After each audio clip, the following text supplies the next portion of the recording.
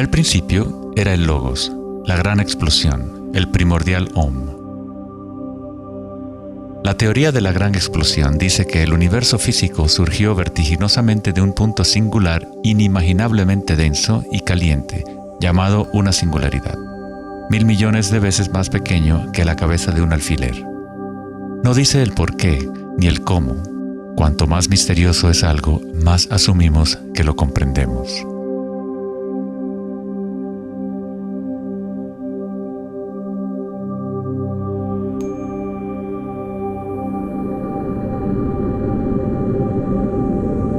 Antes se pensaba que la gravedad haría que se desacelerara eventualmente la expansión del universo, o que lo contraería en una gran implosión. Sin embargo, las imágenes del telescopio Hubble demuestran que la expansión del universo parece estar acelerándose, expandiéndose más y más desde su origen en la gran explosión. De alguna manera, hay más masa en el universo de la cual la física había predicho. Para justificar la masa perdida, los físicos dicen ahora que el universo está compuesto de solamente 4% de materia atómica, o lo que nosotros consideramos materia normal. 23% del universo es materia oscura y 73% es energía oscura, lo cual antes pensábamos que era espacio vacío. Es como un sistema nervioso invisible que recorre el universo conectando todas las cosas.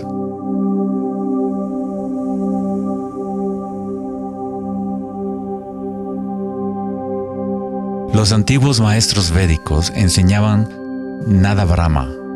El universo es vibración. El campo vibratorio es la raíz de toda experiencia espiritual e investigación científica verdaderas. En el mismo campo de energía que santos, budas, yogis, místicos, chamanes, sacerdotes y videntes han observado al observar en su interior.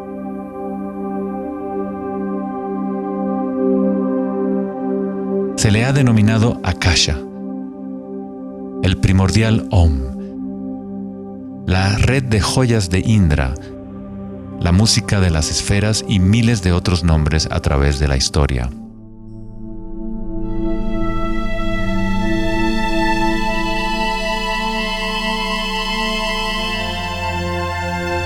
Es la raíz común de todas las religiones. Y el vínculo entre nuestros mundos interiores y exteriores.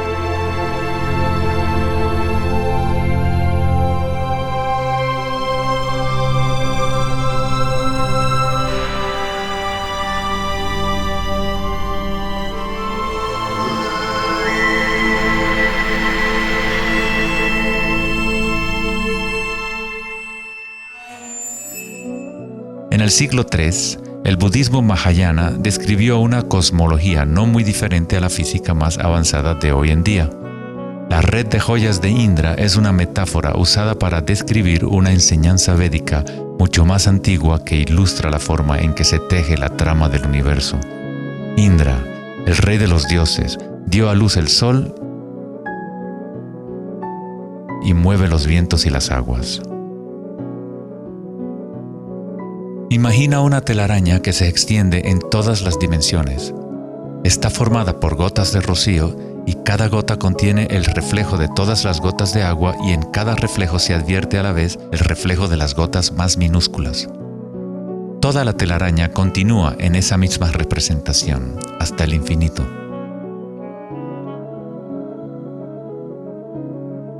La red de Indra podría ser descrita como un universo holográfico, donde hasta el más mínimo rayo de luz contiene el patrón completo de la totalidad.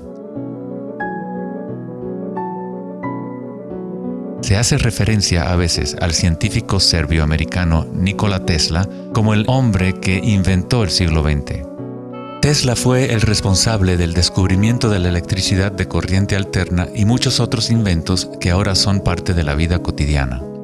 Debido a su interés en las antiguas tradiciones védicas, Tesla se encontraba en una posición única para comprender la ciencia a través de un modelo tanto oriental como occidental. Como todos los grandes científicos, Tesla investigó profundamente los misterios del mundo exterior, pero también observó profundamente su interior. Al igual que los antiguos yogis, Tesla utilizó el término akasha para describir el sentido etéreo que se extiende a lo largo de todo. Tesla estudió con Swami Vivekananda, un yogi que trajo las enseñanzas antiguas de India al occidente. En las enseñanzas védicas, akasha es el espacio en sí, el espacio que los otros elementos llenan, que existe simultáneamente con la vibración. Son inseparables. Akasha es el yin del yang del prana.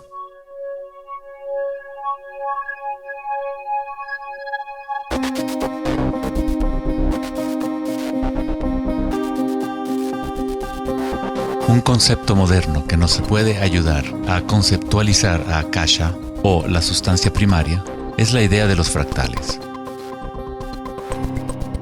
No fue sino hasta la década de los 80 que los avances en las computadoras nos permitieron visualizar y reproducir en realidad matemática los patrones de la naturaleza.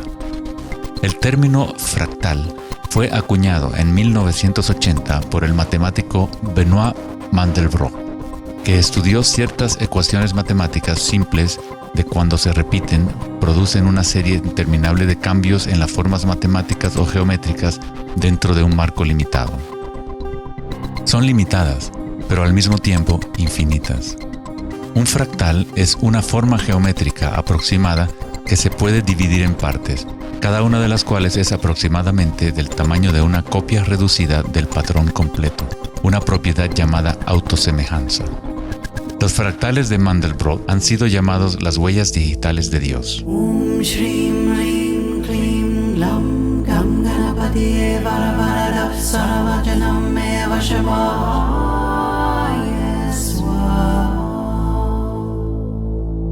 Estás viendo obras de arte creadas por la propia naturaleza.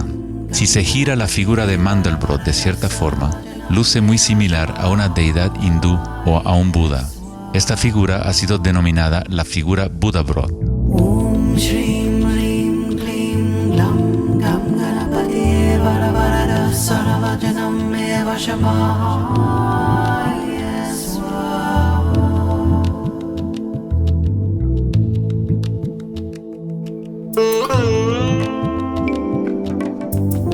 Si nos fijamos en algunas formas de arte y arquitectura antigua, veremos que los humanos hemos asociado la belleza y lo sagrado con patrones fractales desde hace ya mucho tiempo.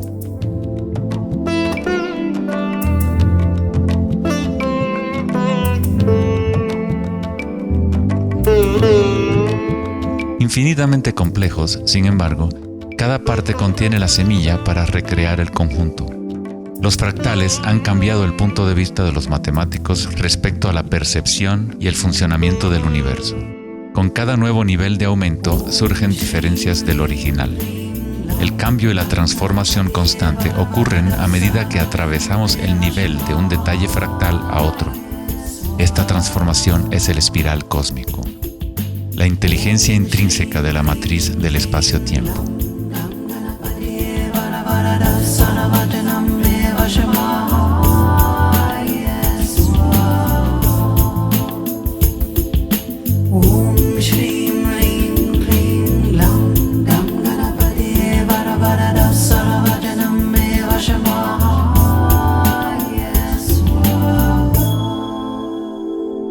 Los fractales son caóticos en su esencia, contienen ruido y orden.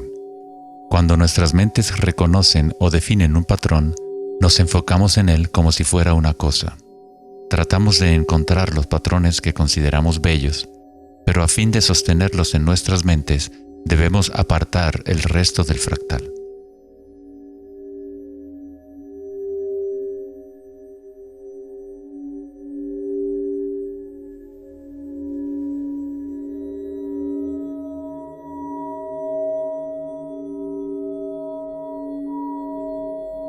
Comprender un fractal con los sentidos es limitar su movimiento.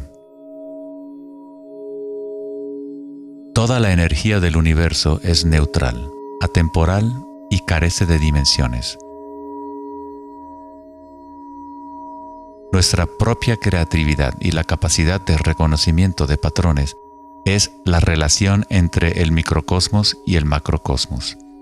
el mundo eterno de las ondas y el sólido mundo de las cosas. La observación es un acto de creación a través de las limitaciones inherentes del pensamiento. Estamos creando la ilusión de solidez de las cosas al etiquetarlas y nombrarlas. El filósofo Kierkegaard dijo: si me nombras, me niegas.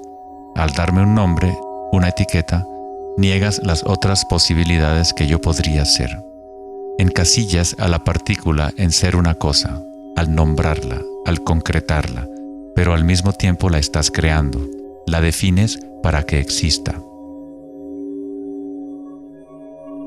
La creatividad es nuestra naturaleza más elevada.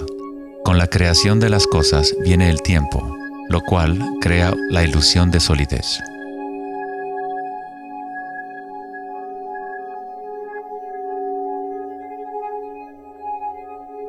Einstein fue el primer científico en comprender que lo que nosotros consideramos espacio vacío no es la nada, posee propiedades y casi incalculables cantidades de energía son parte intrínseca de la naturaleza del espacio. El famoso físico Richard Feynman dijo en una ocasión: hay suficiente energía en un solo metro cúbico de espacio para hervir todos los océanos del mundo. Los meditadores avanzados saben que en el silencio se encuentra el mayor poder. Buda tenía otro término para la sustancia primaria. La llamaba kalapas. Las kalapas son como partículas u ondas minúsculas que están surgiendo y desapareciendo miles de millones de veces por segundo.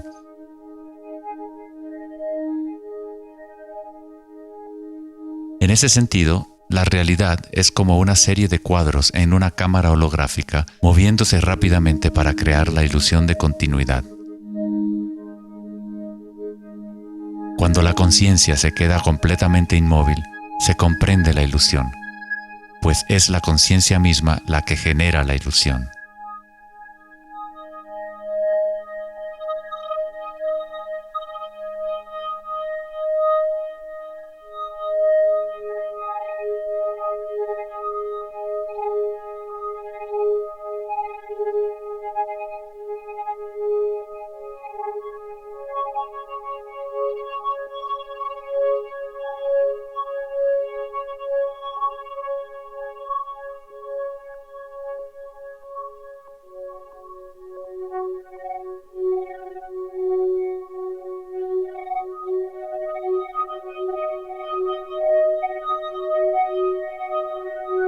En las tradiciones antiguas orientales se sabía desde hace miles de años que todo es vibración. Nada Brahma, el universo es sonido. La palabra nada significa sonido o vibración y Brahma es el nombre de Dios. Brahma, al mismo tiempo, es el universo y es el creador. El artista y el arte son inseparables.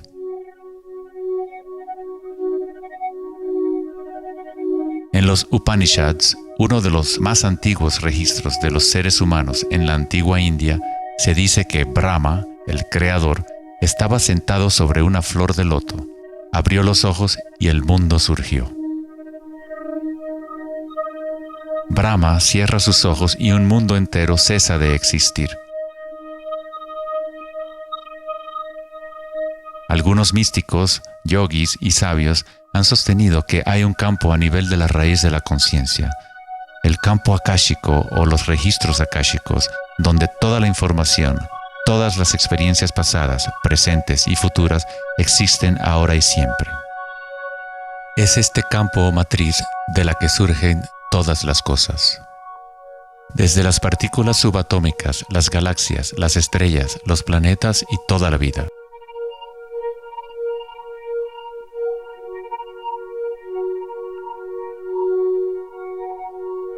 Nunca ves nada en su totalidad, ya que todo está formado de capas y capas de vibración y está constantemente cambiando.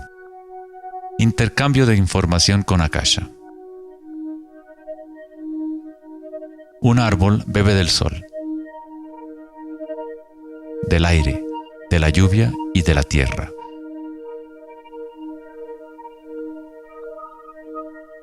Un mundo de energía entra y sale de esta cosa llamada árbol. Cuando la mente pensante permanece en calma, observas la realidad tal como es. Todos los aspectos en conjunto, el árbol, el cielo y la tierra, la lluvia y las estrellas no están separadas. La vida y la muerte, el yo y el otro no están separados. Así como la montaña y el valle son inseparables. En las tradiciones indígenas de los Estados Unidos y en otras tradiciones indígenas, se dice que cada cosa tiene espíritu, lo cual es otra forma de decir, todo está conectado con la única fuente de vibración. Hay una conciencia, un campo, una fuerza que se mueve a través de todo. Este campo no está aconteciendo a tu alrededor, sino a través de ti y en calidad de tu esencia. Tú eres la U en la palabra universo. Eres los ojos con los cuales la creación se observa a sí misma. Cuando te despiertas de un sueño, te das cuenta que todo lo del sueño era parte de ti. Tú lo estabas creando. Es igual para lo que llamamos la vida real. Cada uno y cada cosa eres tú.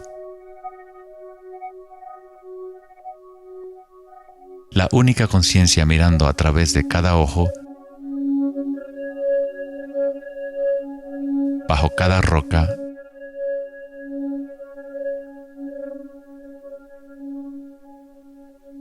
dentro de cada partícula.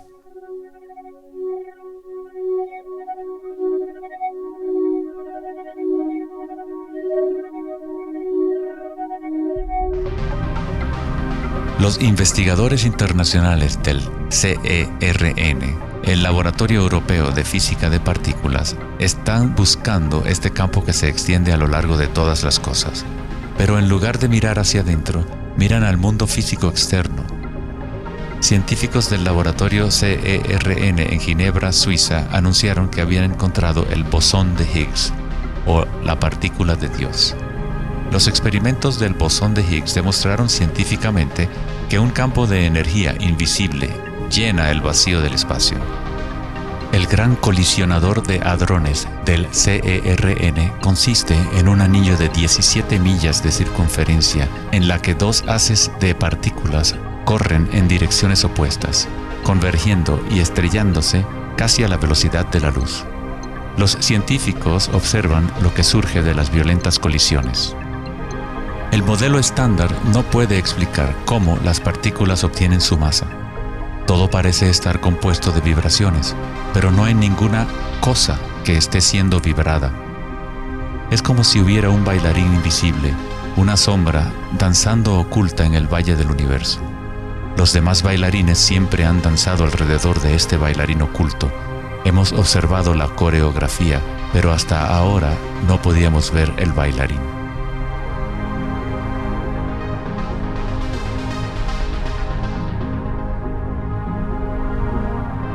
La denominada partícula de Dios, las propiedades de la materia básica del universo, el núcleo de toda la materia que constituiría la masa y la energía inexplicable que acciona la expansión del universo.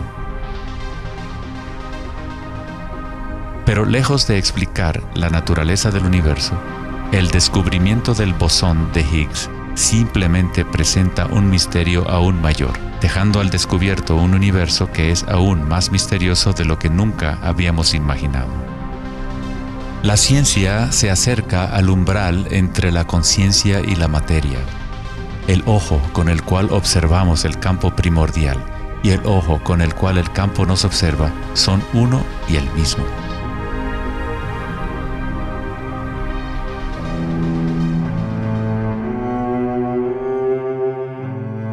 El célebre escritor alemán Wolfgang von Goethe dijo: "La onda es el fenómeno primordial que dio origen al mundo". La cimática es el estudio del sonido visible. La palabra cimática proviene de la raíz griega kuma, que significa onda o vibración.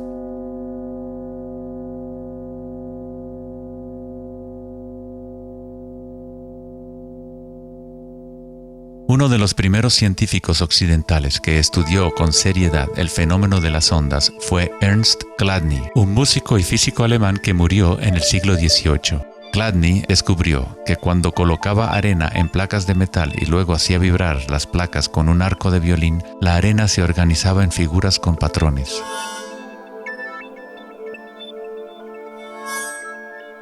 Diferentes formas geométricas aparecían dependiendo de la vibración producida.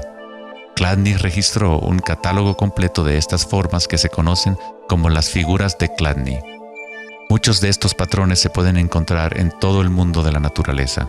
Es el caso de las marcas distintivas de la tortuga o los patrones de manchas del leopardo.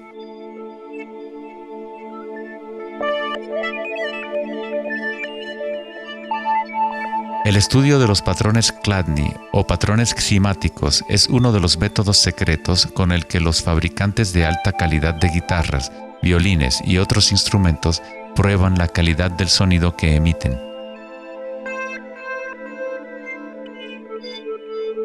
Hans Jenny expandió el trabajo de Chladni en los años 60 usando varios líquidos y amplificación electrónica para generar frecuencias de sonido, y así acuñó el término ximática. Si se envían ondas sinusoidales simples a través de un recipiente con agua, se pueden ver los patrones en el agua. Dependiendo de la frecuencia de la onda, aparecerán diferentes patrones de ondas. Cuanto más elevada sea la frecuencia, más complejo será el patrón. Estas formas son repetibles, no aleatorias. Cuanto más observas, más empiezas a ver cómo la vibración organiza la materia en formas complejas que comenzaron en simples ondas repetitivas. Esta vibración de agua tiene un patrón similar a un girasol.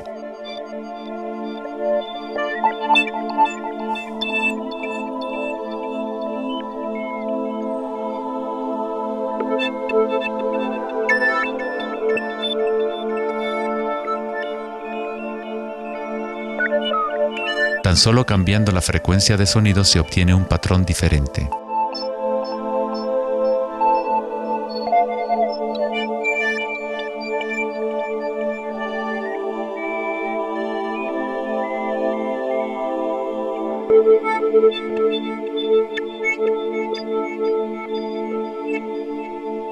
El agua es una sustancia muy misteriosa, es altamente impresionable.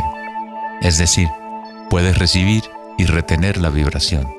Debido a su capacidad y sensibilidad de resonancia elevada y a su disposición interna para resonar, el agua responde instantáneamente a todos los tipos de ondas acústicas. Agua y tierra vibrante constituyen la mayoría de la masa en las plantas y los animales. Es fácil observar cómo simples vibraciones en el agua pueden crear patrones reconocibles naturales, pero a medida que agregamos sólidos y aumentamos la amplitud, las cosas se ponen aún más interesantes. Al añadir almidón de maíz al agua, obtenemos fenómenos más complejos.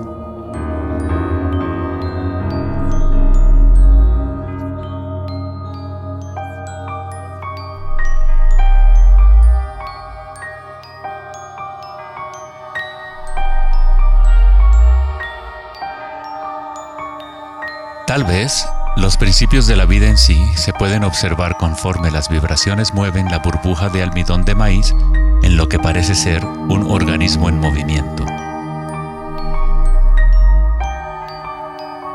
El principio que anima el universo se describe en todas las grandes religiones usando las palabras que reflejan los conocimientos de ese momento en la historia. En el idioma de los incas, el imperio más grande de la América precolombina, la palabra para cuerpo humano es Alpacamasca, lo que significa literalmente tierra viviente. En la Cábala o misticismo judío, hablan del nombre divino de Dios, el nombre impronunciable. No se puede pronunciar debido a que es una vibración que está en todas partes. Se trata de todas las palabras, toda la materia. Todo es la palabra sagrada.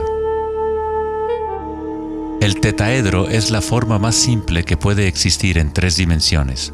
Algo debe tener por lo menos 4 puntos para tener realidad física. La estructura del triángulo es el único patrón de la naturaleza que se autoequilibra. En el Antiguo Testamento, la palabra tetragramaton se utilizaba a menudo para representar una cierta manifestación de Dios.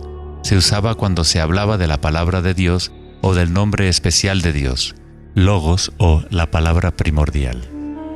Las antiguas civilizaciones sabían que en la estructura de la raíz del universo estaba la figura tetraédrica.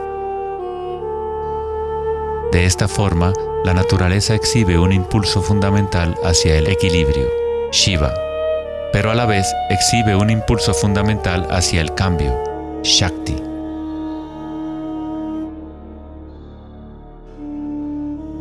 En la Biblia, el Evangelio de Juan dice comúnmente, en el principio era la palabra, pero en el texto original el término utilizado fue logos. El filósofo griego Heráclito, quien vivió alrededor de 500 años antes de Cristo, se refirió al logos como algo fundamentalmente incognoscible, el origen de toda repetición, patrón y forma. Los filósofos estoicos que siguieron las enseñanzas de Heráclito identifican el término con el principio inspirador divino que impregna el universo.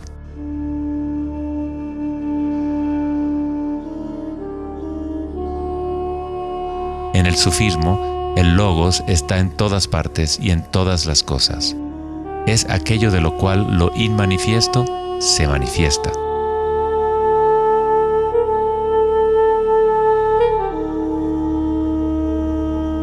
En la tradición hindú, Shiva Nataraja significa literalmente Señor de la danza.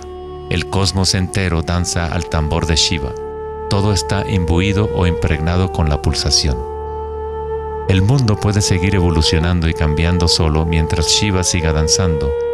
De otra forma, colapsa de regreso a la nada. Mientras que Shiva representa nuestra conciencia de espectadores, Shakti es la sustancia o la materia del mundo. Mientras que Shiva yace en meditación, Shakti trata de incitarlo a la danza. Como el yin y el yang, el bailarín y el baile existen como uno.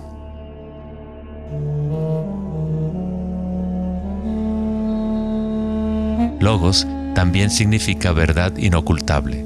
Aquel que conoce el logos, conoce la verdad. Existen muchas capas de encubrimiento en el mundo humano como consecuencia de los múltiples giros de Akasha hasta convertirse en estructuras complejas que ocultan la fuente de sí misma. Como un juego divino de las escondidas, nos hemos ocultado desde hace miles de años y eventualmente nos hemos olvidado por completo del juego. De alguna forma, nos olvidamos que había algo que encontrar. En el budismo se enseña a través de la meditación a percibir directamente el logos, el campo del cambio o impermanencia en nuestro interior. Cuando observas tu mundo interior, observas las sensaciones y energías más sutiles conforme la mente se concentra y se enfoca. A través de la comprensión directa de anicca o impermanencia a nivel de la raíz de la sensación, uno se libera del apego a las formas externas transitorias.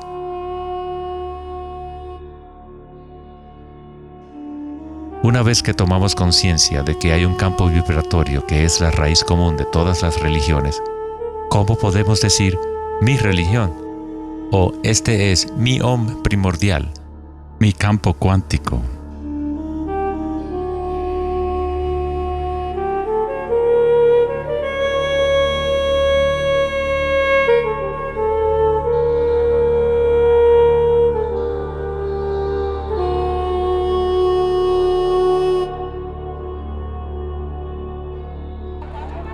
La verdadera crisis en nuestro mundo no es de carácter social, político o económico. Nuestra crisis es una crisis de conciencia, la incapacidad de experimentar directamente nuestra verdadera naturaleza. La incapacidad de reconocer esto en todo el mundo y en todas las cosas.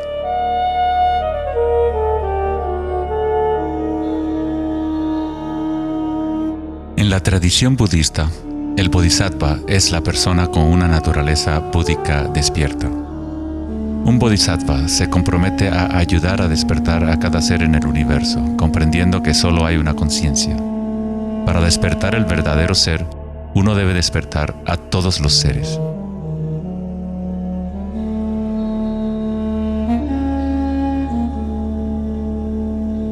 Existen innumerables seres conscientes en el universo a quienes me comprometo a ayudar a despertar.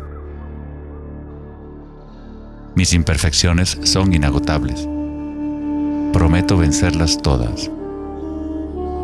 El Dharma es inescrutable. Me comprometo a conocerlo. El camino a despertar es inalcanzable. Me comprometo a alcanzarlo.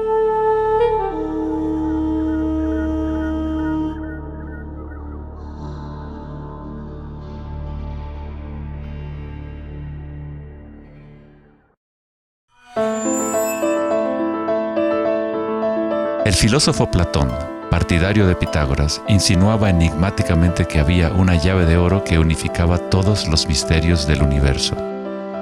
Esta es la llave de oro a la que regresaremos una y otra vez a lo largo de nuestra exploración. La llave de oro es la inteligencia del Logos, la fuente del Om primordial. Se podría decir que es la mente de Dios. Con nuestros limitados sentidos, estamos observando solo la manifestación externa de la mecánica oculta de la autosemejanza. La fuente de esta simetría divina es el misterio más grande de nuestra existencia. Muchos de los pensadores monumentales de la historia, como Pitágoras, Kepler, Leonardo da Vinci, Tesla y Einstein, han llegado al umbral del misterio. Einstein dijo: "Lo más bello que podemos experimentar es lo misterioso. Es la fuente de cualquier arte y ciencia verdadera.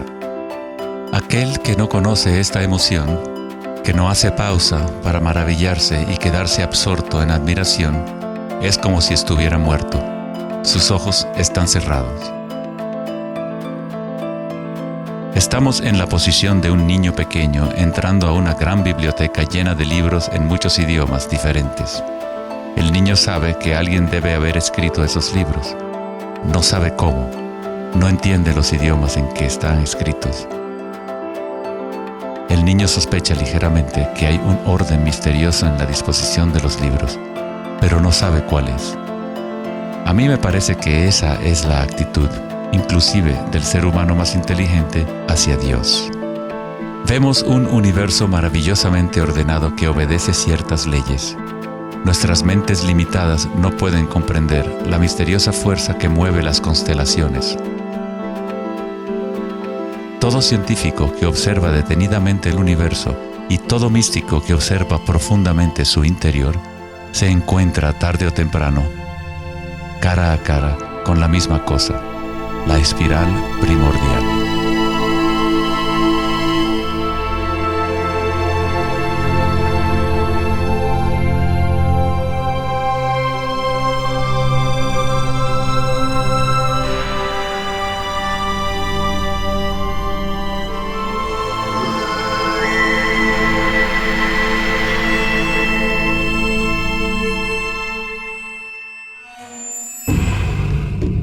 Mil años antes de la creación del antiguo observatorio de Stonehenge, la espiral era un símbolo predominante en la Tierra.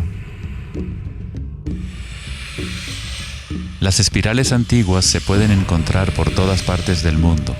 Miles de espirales antiguas como estas se pueden encontrar en toda Europa, Nuevo México y Utah en Estados Unidos, Australia, China y Rusia, en virtualmente todas las culturas indígenas de la Tierra.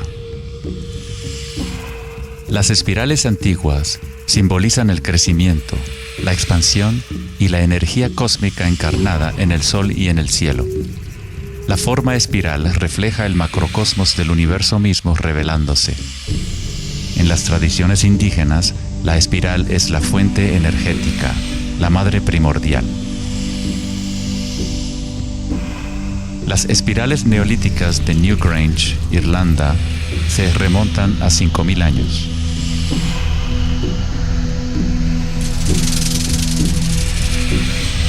Tienen 500 años más que la Gran Pirámide de Giza y son igual de enigmáticas ante los observadores modernos.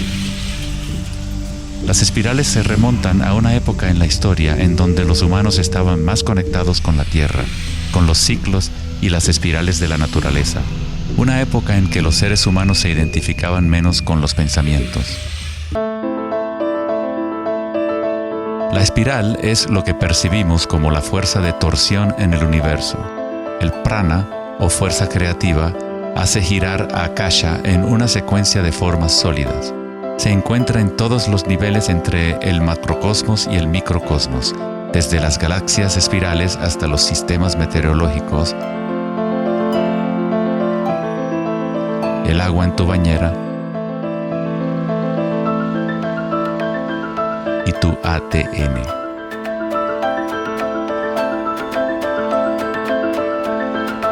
En la experiencia directa de tu propia energía, la espiral primordial no es una idea, sino más bien lo que hace posible toda condición e idea.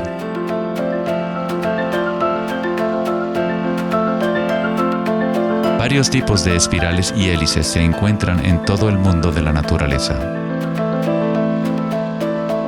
Caracoles,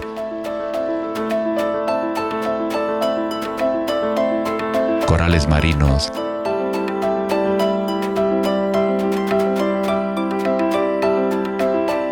telarañas,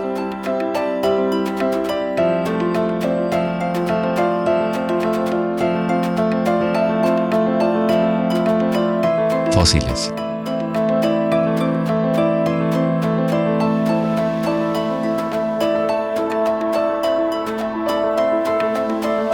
En las colas de los caballitos de mar,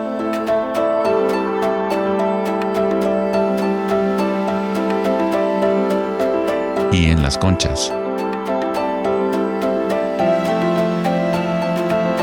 Muchas espirales en la naturaleza se pueden observar como espirales logarítmicas o espirales en crecimiento. A medida que avanzas desde el centro de la espiral, las secciones son exponencialmente más grandes.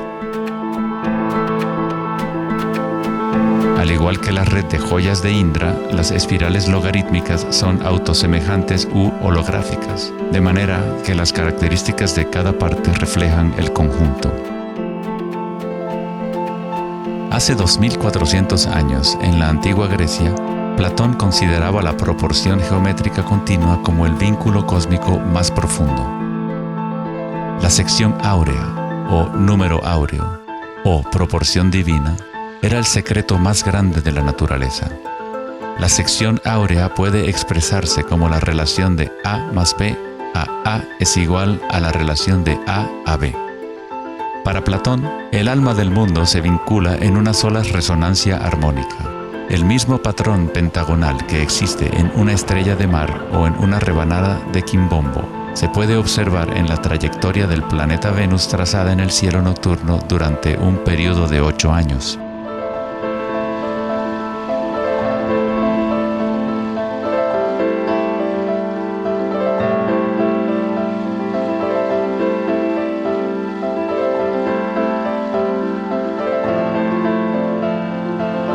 Se observa en el mundo inteligible de las formas en el cielo y en el mundo visible de los objetos materiales en la Tierra, a través de este principio de la autosemejanza geométrica.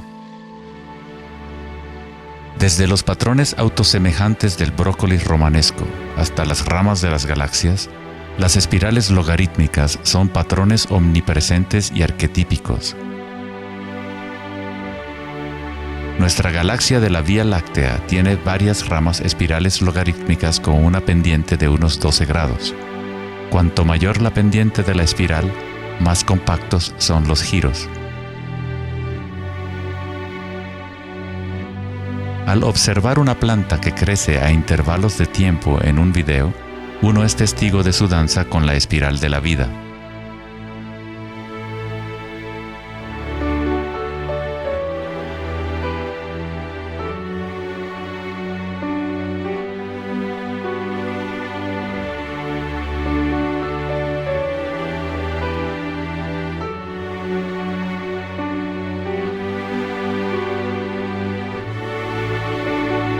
Una espiral dorada es una espiral logarítmica que crece hacia afuera, siguiendo el factor de la sección áurea.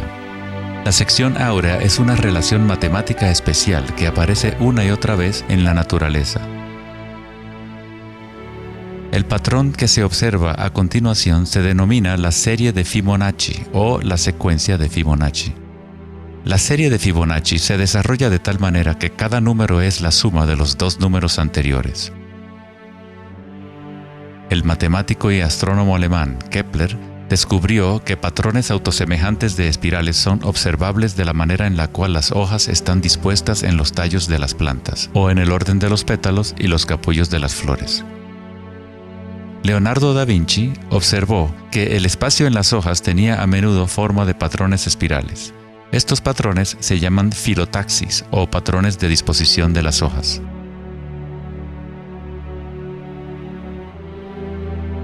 La disposición filotaxis se puede observar en los nucleótidos independientes del ADN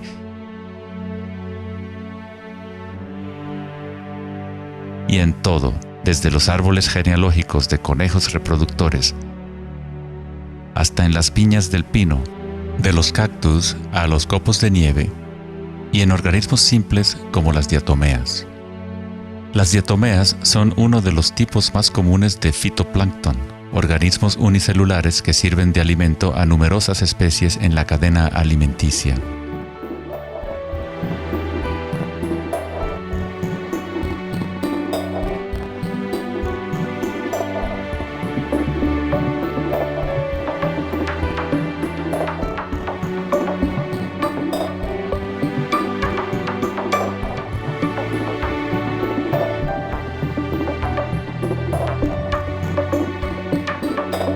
¿Cuánta matemática debes saber para ser un girasol o una abeja? La naturaleza no consulta al departamento de física para producir un brócoli. La estructura en la naturaleza ocurre automáticamente. Los científicos en el campo de la nanotecnología utilizan el término autoensamblaje para describir la forma en la cual se forman los complejos, como en la fase inicial de la formación hexagonal de ADN. En la ingeniería de la nanotecnología, los nanotubos de carbono se componen de una disposición similar de materiales. La naturaleza hace este tipo de geometría una y otra vez sin esfuerzo, automáticamente, sin una calculadora. La naturaleza es precisa y extremadamente eficiente. Según el famoso arquitecto y autor Buckminster Fuller, estos patrones son una función del espacio-tiempo. El ADN y el panal de abejas tienen esa forma por la misma razón que una burbuja es redonda. Es la forma más eficiente que requiere la menor cantidad de energía. El espacio en sí tiene una forma y permite solo ciertas configuraciones de la materia, siempre volviendo a lo más eficiente. Estos patrones son la forma más fuerte y eficiente de construir estructuras arquitectónicas como las cúpulas geodésicas.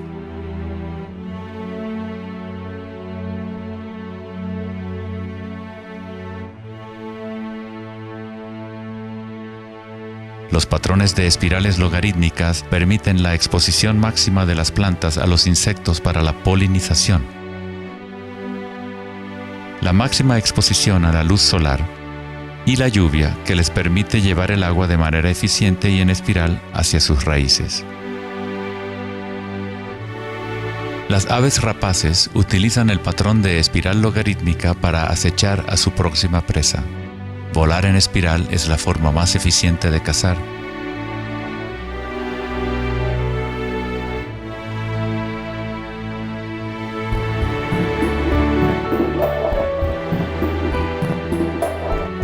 Nuestra capacidad de observar el akasha danzando la espiral de la vida hacia una forma material se relaciona con la habilidad de percibir la belleza y la simetría en la naturaleza. El poeta William Blake dijo: "El universo vegetativo se abre como una flor desde el centro de la tierra en donde mora la eternidad. Se expande desde las estrellas hasta el caparazón mundano y ahí se encuentra con la eternidad de nuevo, tanto desde dentro como desde fuera".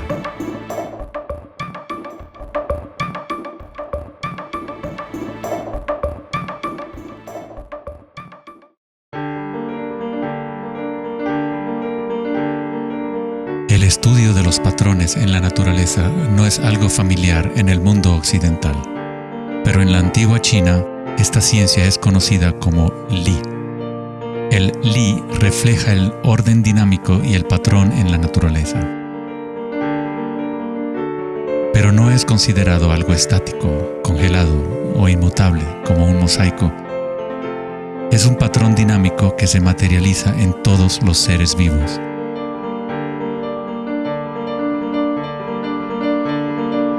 Las arterias de las hojas, las marcas de las tortugas y los patrones de vetas en las rocas son todas expresiones del lenguaje secreto de la naturaleza y del arte. El laberinto es uno de los muchos patrones de Li. Se encuentran en las estructuras de los corales, en hongos como el morel, en coles y en el cerebro humano. El patrón celular es otro patrón común en la naturaleza. Existe una gran variedad de diferentes estructuras celulares, pero todas tienen un orden similar definido según su propósito y función.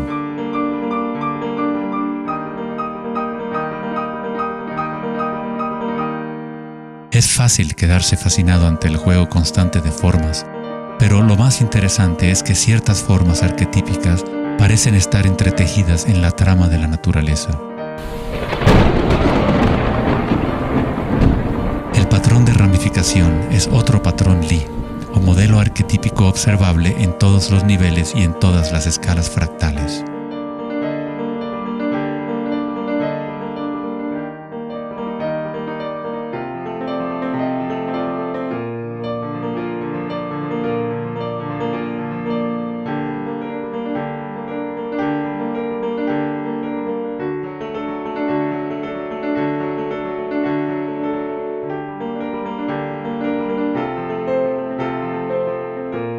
Tomemos, por ejemplo, esta imagen increíble de una simulación de computadora conocida como la simulación del milenio, que muestra la distribución de la materia oscura en el universo local. Fue creada por Max Planck Society en Alemania. La materia oscura es lo que antes considerábamos espacio vacío. Es como un sistema nervioso invisible que recorre todo el universo.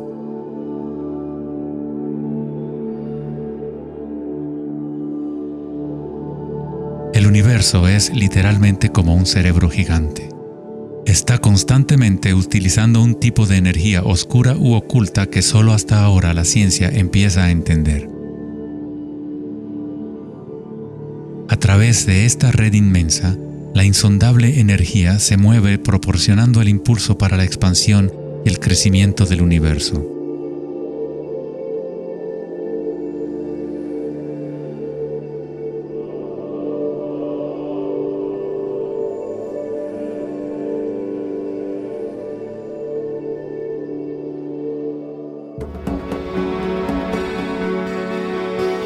La naturaleza crea patrones de ramificación automáticamente cuando creamos las condiciones adecuadas.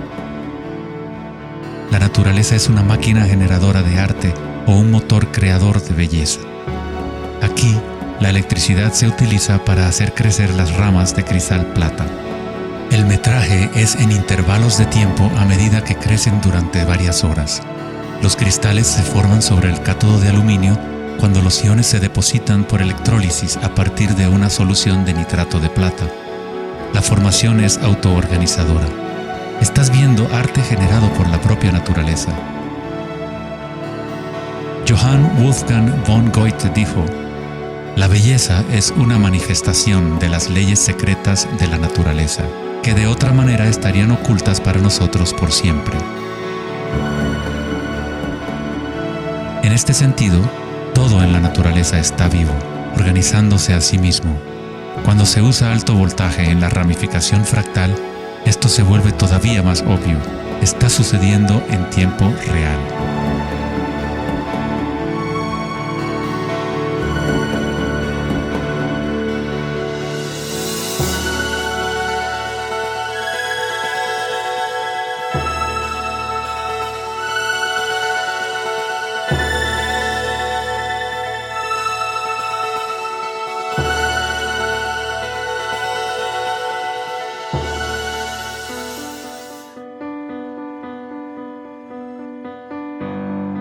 cuerpo humano se encuentran patrones y estructuras ramificadas por todas partes.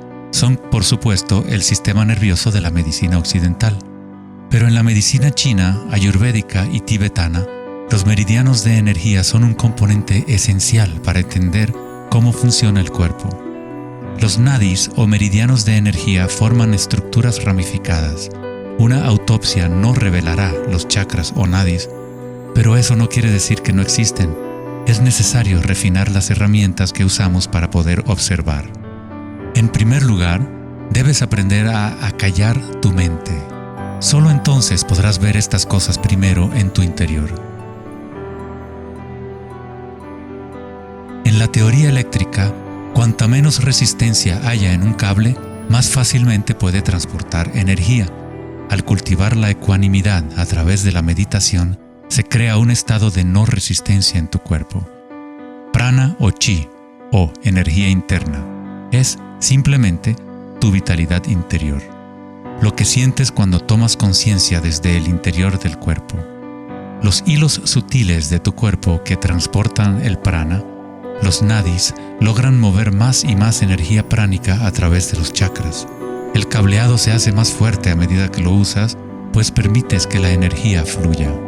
Donde quiera que haya conciencia, el chi o energía comenzará a fluir y prosperarán las conexiones físicas.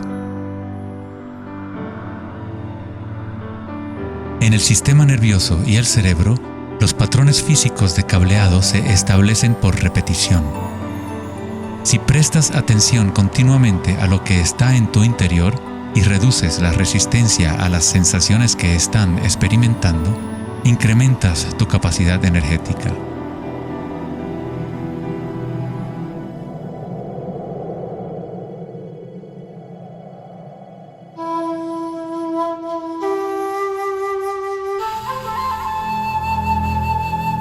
En el taoísmo, el símbolo del yin y el yang representa la interpenetración de las fuerzas en espiral de la naturaleza. El yin y el yang no son dos y no es uno. El antiguo concepto del ara está representado por un yin y yang o remolino en espiral. Es el centro de energía localizado en el abdomen, debajo del ombligo. Ara significa literalmente mar u océano de energía. En China, el ara es llamado el Dantien inferior. En muchas formas de artes marciales asiáticas, se dice que el guerrero con ara fuerte es imparable. En la tradición samurái, una forma de suicidio ritual o seppuku era el harakiri. Esto significa traspasar tu propio ara, desconectando el chi o canal de energía. Moverse desde este centro crea el movimiento enraizado y lleno de gracia que se ve no solo en las artes marciales,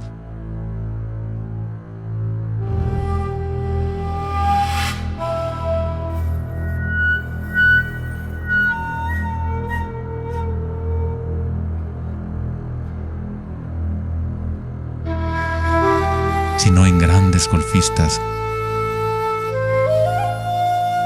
bailarinas de danza del vientre,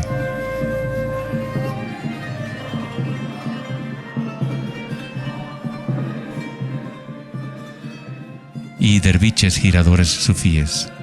La esencia del ara es la cultura de la conciencia disciplinada, enfocada en un solo punto, la quietud del ojo del huracán.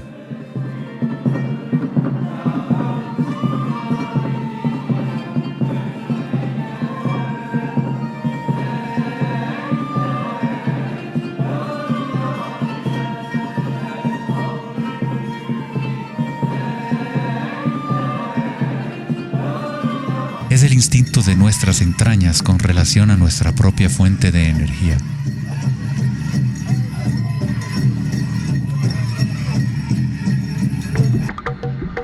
Una persona con buena ara está conectada con la tierra y con la sabiduría intuitiva que conecta a todos los seres.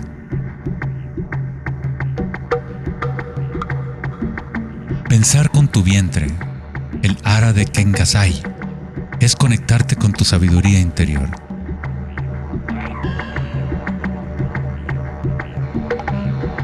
Los antiguos aborígenes australianos se concentraban en la misma zona justo debajo del ombligo, donde el cordón de la gran serpiente arcoíris yacía enroscada.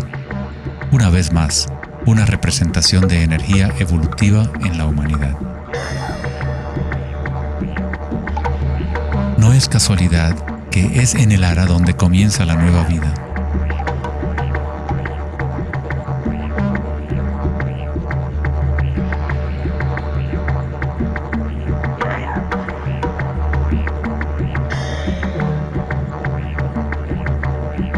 El sistema nervioso entérico, a veces llamado cerebro intestinal, es capaz de mantener una matriz compleja de conexiones similares a las del cerebro en la cabeza, con sus propias neuronas y neurotransmisores. Puede actuar de forma autónoma, es decir, con su propia inteligencia. Se podría decir que el cerebro intestinal es una versión fractal del cerebro de la cabeza, o tal vez el cerebro de la cabeza es una versión fractal del cerebro intestinal. Un oso sano tiene un ara fuerte. Cuando un oso sabe dónde hurgar para encontrar hierbas, sigue el movimiento del chi a través de sus sentidos, centrando en el ara o vientre. Esta es la conexión del oso con la cabaña de los sueños, el lugar en las tradiciones indígenas de donde proviene todo el conocimiento y regresa hacia la espiral de la vida. Pero, ¿cómo conocían los antiguos pueblos la espiral si la ciencia moderna está apenas empezando ahora a reconocer su importancia? Pregúntale a las abejas. Ellas no se han olvidado de amar. Las abejas tienen una conexión especial con la fuente como parte de un sistema simbiótico que ayuda a la belleza y a la diversidad a florecer. Son un puente entre el macrocosmos y el microcosmos. Hay un corazón que nos conecta a todos, como una mente colectiva, por llamarla así. Al igual que un cerebro abierto, la colmena envía sus sueños al mundo para manifestarse.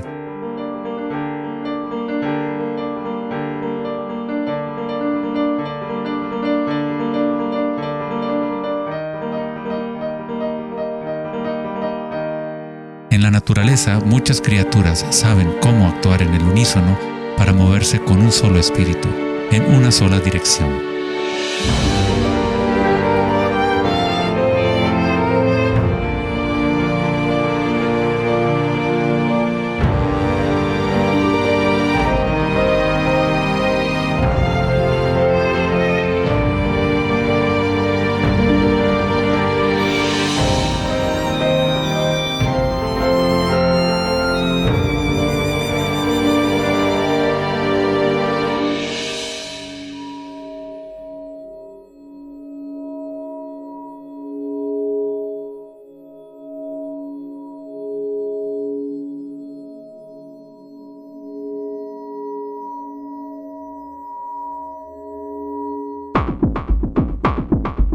Pero no todos se benefician de las otras especies a su alrededor. Por ejemplo, la cigarra devora todo en su camino. Una cigarra no tiene ninguna otra opción que actuar como cigarra. Nunca va a producir miel ni a polinizar plantas como una abeja. El comportamiento de una cigarra es rígido, pero un ser humano es único en el sentido de que podemos actuar como una abeja o como una cigarra. Tenemos la libertad de cambiar y manipular los patrones de la forma en que interactuamos con el mundo. Podemos existir en simbiosis o como parásitos.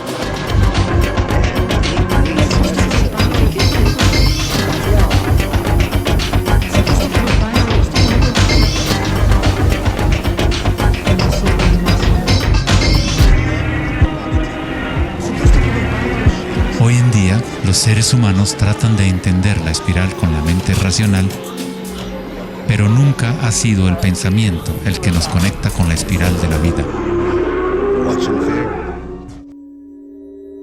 Siempre hemos estado conectados.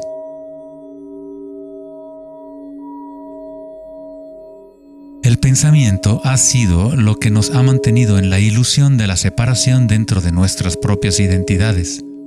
El pensamiento es la creación de la separación, la experiencia de limitación. Cuanto más nos alineamos con el pensamiento, más nos alejamos de la fuente. Las culturas antiguas menos orientadas al pensamiento se alineaban con la espiral de una manera más directa y personal de lo que nosotros hacemos hoy en día. En la antigua India, el Kundalini es una representación de la propia energía interior que se mueve a lo largo de la columna vertebral en un patrón en forma de serpiente o hélice. En las antiguas tradiciones yogis de la India, los mundos interiores de las personas de la época se comparaban con las culturas que se centraban en el Ara. Equilibrar el poder de la espiral con la quietud propia de la observación de tu conciencia es alinearte con tu pleno potencial evolutivo, para florecer como el ser original y multifacético que fuiste concebido. Ida, el femenino o canal lunar, está conectado al cerebro derecho y Pingala, el canal masculino o solar, está conectado al cerebro izquierdo. Cuando estos dos canales están en equilibrio, la energía fluye hasta un tercer canal, Sushumna, en el centro de la columna vertebral, energizando los chakras y desbloqueando nuestro pleno potencial evolutivo. La palabra chakra es una antigua palabra sánscrita que significa rueda de energía. El Kundalini es nada menos que la espiral primordial que, como una danza, hace emerger tu vida humana a la existencia. Es un orden diferente de energía al que normalmente conocemos, como un puente de materia bruta para las energías más sutiles. Tú eres ese puente. El Kundalini no es una energía que pueda ser forzada a través de la voluntad, el esfuerzo ni la fricción. Es similar a cultivar una flor. Todo lo que podemos hacer como buenos jardineros es preparar la tierra y las condiciones adecuadas y luego dejar que la naturaleza siga su curso. Si obligas a una flor a florecer prematuramente, la destruyes. La flor crece con su propia inteligencia, con su propia guía de organización. La mentalidad egoica que se obsesiona con el mundo exterior es lo que te impide experimentar tu verdadera naturaleza vibratoria. Cuando la conciencia se vuelca hacia el interior, se asemeja a los rayos del sol y comienza a florecer el loto interior. Conforme el Kundalini despierta en nuestro interior, comenzamos a notar el distintivo de la espiral en todas las cosas. En todos los patrones internos y externos, esta espiral es el vínculo entre nuestros mundos interiores y exteriores.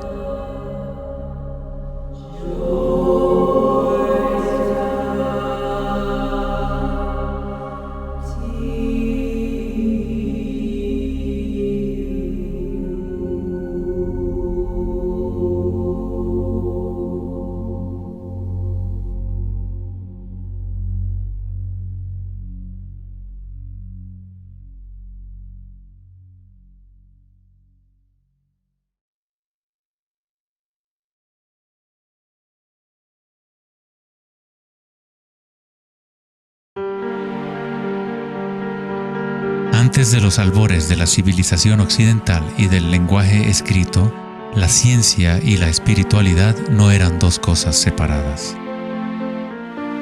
En las enseñanzas de las grandes tradiciones antiguas, la búsqueda externa de conocimiento y certeza era compensada por un sentimiento interior de impermanencia y comprensión intuitiva de la espiral del cambio. A medida que el pensamiento científico se hizo más predominante y la información se fue multiplicando, comenzó la fragmentación en nuestros sistemas de conocimiento. El incremento de la especialización significaba que menos personas eran capaces de ver el panorama general, de sentir e intuir la estética del sistema en su conjunto. Nadie se preguntaba, ¿será que todo este razonamiento es bueno para nosotros? La sabiduría antigua está aquí entre nosotros, oculta a plena vista. Pero estamos demasiado preocupados con nuestros pensamientos como para reconocerla. Esta sabiduría olvidada es la manera de restablecer el equilibrio entre lo interno y lo externo, el yin y el yang, entre la espiral del cambio y la quietud de nuestro centro.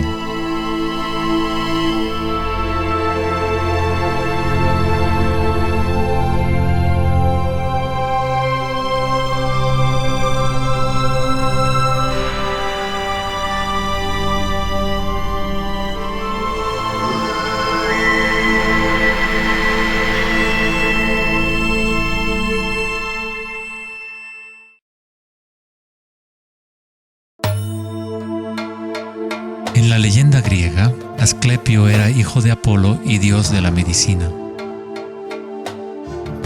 Su sabiduría y habilidades para la curación eran insuperables, y se decía que había descubierto el secreto mismo de la vida y la muerte. En la antigua Grecia, los templos de curación asclepianos reconocían el poder de la espiral primordial. Esto está simbolizado por la vara de Asclepios. Se dice que Hipócrates, el padre de la medicina, cuyo juramento todavía constituye el código moral de la profesión médica, se entrenó en un templo asclepiano.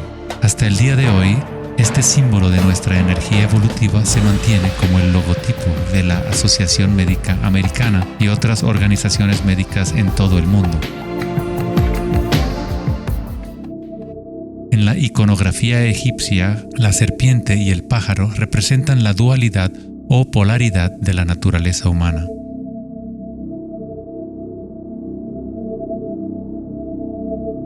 La serpiente en dirección descendiente es la espiral manifestada y la energía evolutiva del mundo.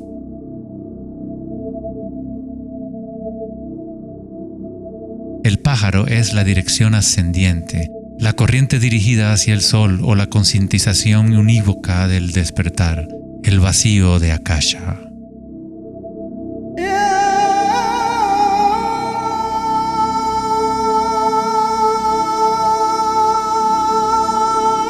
Faraones y dioses son representados con su energía despierta, en donde la serpiente Kundalini asciende por la columna vertebral y traspasa el chakra ajna entre los ojos. Esto se denomina el ojo de Horus. En la tradición hindú, el bindi también representa el tercer ojo, la conexión divina con el espíritu.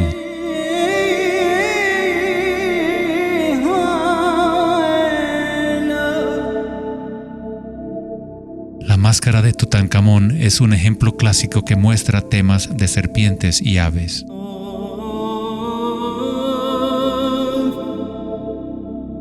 Las tradiciones mayas y aztecas combinan a la serpiente y al pájaro en un solo dios, Quetzalcóatl o Kukulcán. El dios de la serpiente alada representa la conciencia evolutiva despierta o el Kundalini despierto. La persona que despierta a Quetzalcóatl en su interior es una manifestación viviente de lo divino. Se dice que Quetzalcóatl o la energía de la serpiente regresará al final de los tiempos.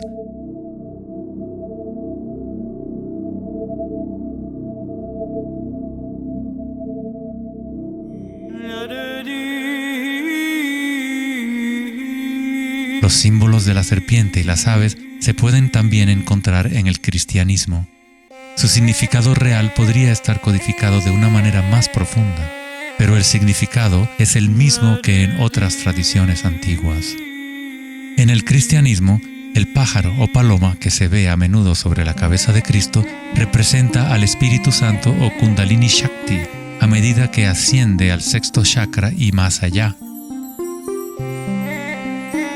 Los místicos cristianos llaman al Kundalini por otro nombre, Espíritu Santo.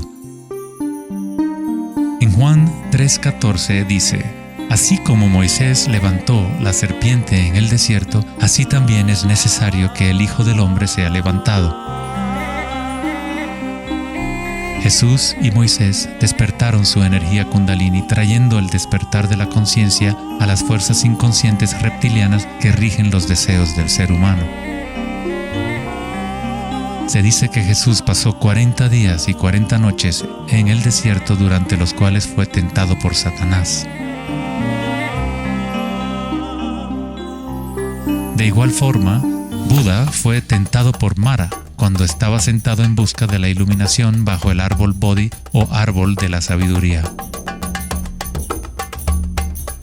Tanto Cristo como Buda tuvieron que alejarse de la tentación de los placeres sensoriales y mundanos.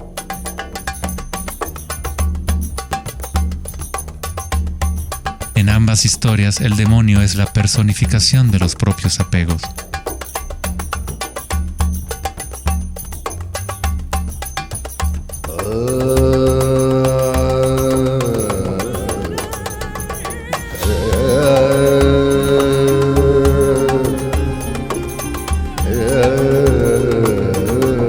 Si leemos la historia de Adán y Eva a través de la luz de las tradiciones védicas y egipcias, descubrimos que la serpiente que vigila el árbol de la vida es el Kundalini.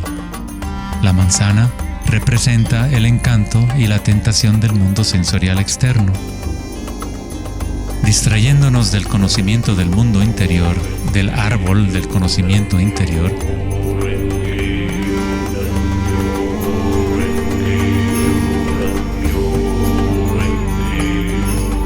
el árbol es simplemente la red de nadis o meridianos de energía dentro de nosotros mismos, que forma literalmente estructuras ramificadas por todo el cuerpo.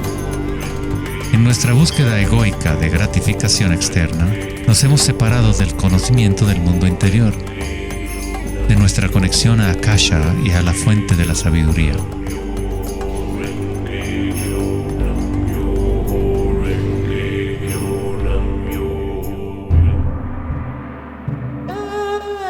Muchos de los mitos históricos del mundo sobre dragones pueden interpretarse como metáforas de las energías internas de las culturas de las cuales forman parte. En China, el dragón sigue siendo un símbolo sagrado que representa la felicidad. Al igual que los faraones egipcios, los antiguos emperadores chinos que habían despertado sus energías evolutivas fueron representados por la serpiente alada o dragón. El tótem real del emperador de Jade o el emperador celestial muestra un balance similar a los canales de Ida y Pingala. El yin y el yang del taoísmo es el despertar del centro pineal, o como lo denomina el taoísmo, el Dantien superior.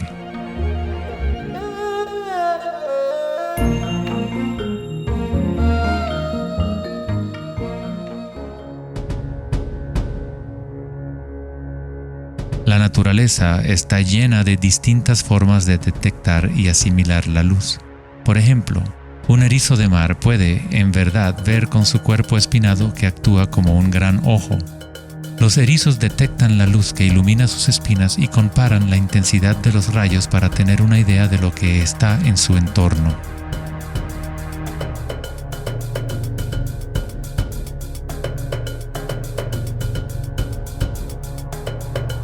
Las iguanas verdes y otros reptiles tienen un ojo parietal o glándula pineal en la parte superior de la cabeza que utilizan para detectar depredadores desde arriba.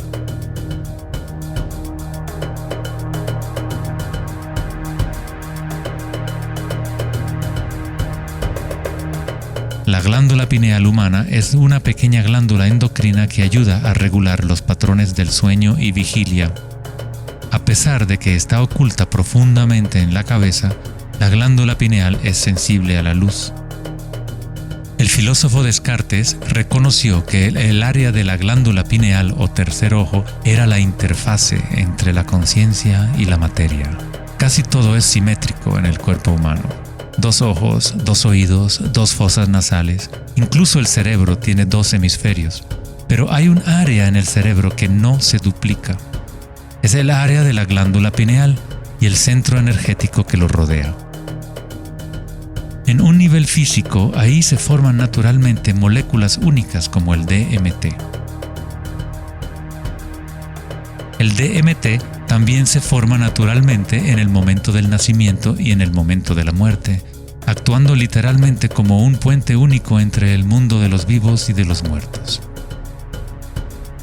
El DMT se produce de forma natural en los estados de meditación profunda o samadhi o a través de medios enteógenos. Por ejemplo, la ayahuasca es usada en tradiciones chamánicas de América del Sur para eliminar el velo entre los mundos internos y externos. La palabra pineal en sí tiene la misma raíz que la piña del pino, pues la glándula pineal representa un patrón espiral de filotaxis similar. Este modelo, que también conocido como flor del patrón de vida, es común en obras de arte antiguas que representan seres iluminados o despiertos. Cuando la imagen de la piña del pino se observa en formas de artes sacras, representa el despertar del tercer ojo, la conciencia unívoca que dirige el flujo de energía evolutiva. La piña del pino representa el florecimiento de los chakras superiores que se activan mientras Sushumna se eleva hasta el chakra Ajna y más allá. En la mitología griega, los seguidores de Dionisio llevaban una panícula o báculo gigante, envuelto en hojas enredadera en espiral y una piña de pino en el extremo superior. Una vez más, representa la energía de Dionisio o Kundalini Shakti, mientras asciende por la columna vertebral al cuerpo pineal del sexto chakra. En el corazón del Vaticano, tal vez esperarías ver una gigantesca escultura de Jesús o María, y en su lugar hay una estructura de piña de pino gigante, lo que indica que en la historia cristiana pudo haber habido conocimiento de los chakras y el Kundalini, pero por alguna razón se mantuvo oculto de las masas. La explicación oficial de la Iglesia es que la piña del pino es un símbolo de regeneración y representa la nueva vida en Cristo.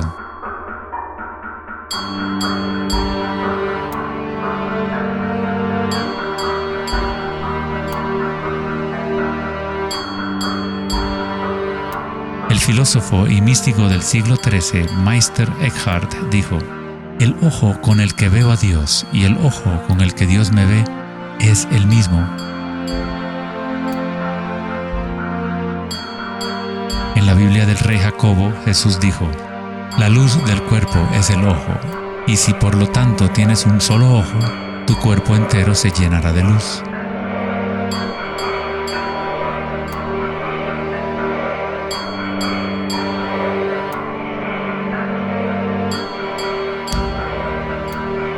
Buda dijo: "El cuerpo es el ojo".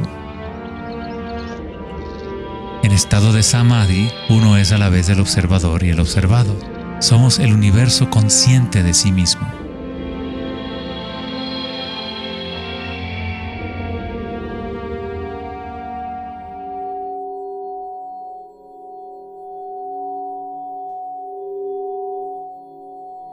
Cuando el Kundalini se activa, estimula el sexto chakra y el centro pineal, y esta zona empieza a recuperar algunas de sus funciones evolutivas. La meditación en la oscuridad ha sido utilizada durante miles de años como una forma de activar el sexto chakra en el área de la glándula pineal. La activación de este centro nos permite ver la luz interior.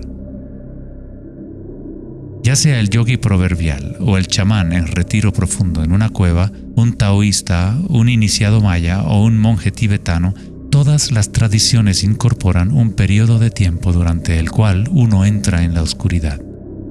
La glándula pineal es la puerta a la experiencia directa de la propia energía sutil.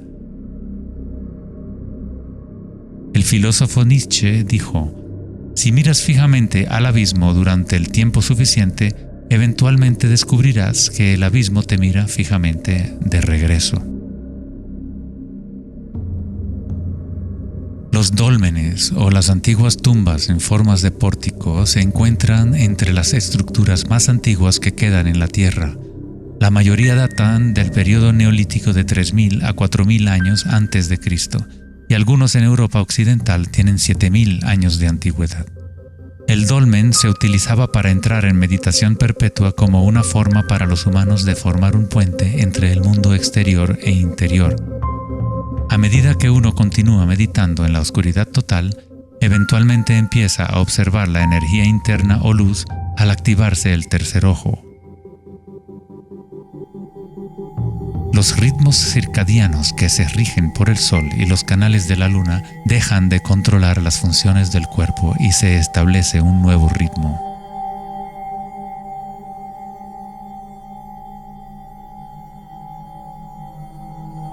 El séptimo chakra ha sido representado por el símbolo Om desde hace miles de años, un símbolo construido por signos sánscritos que representan los elementos. Cuando el Kundalini se eleva más allá del sexto chakra, se empieza a crear un halo de energía. Los halos aparecen constantemente en las pinturas religiosas de diferentes tradiciones en todas partes del mundo.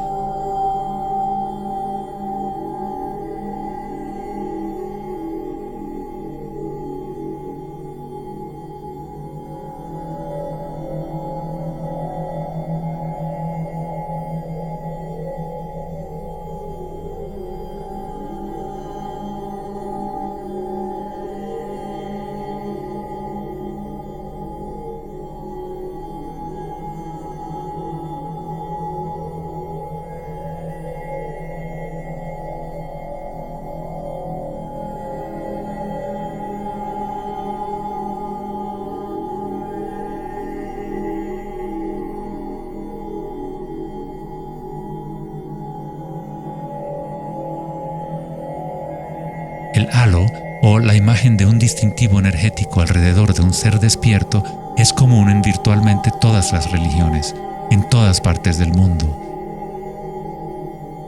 El proceso evolutivo de despertar los chakras no es propiedad de un grupo o de una religión, es el derecho inalienable de todo ser humano en el planeta.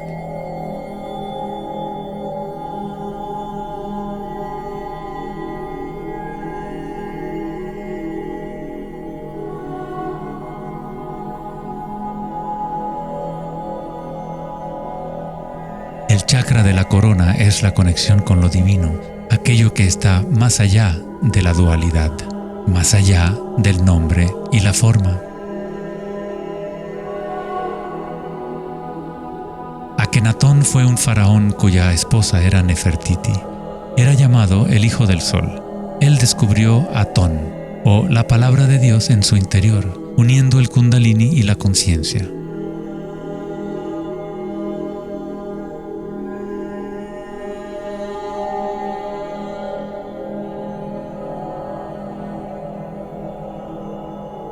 En la iconografía egipcia, una vez más, la conciencia despierta está representada por el disco solar que vemos sobre las cabezas de dioses o seres despiertos.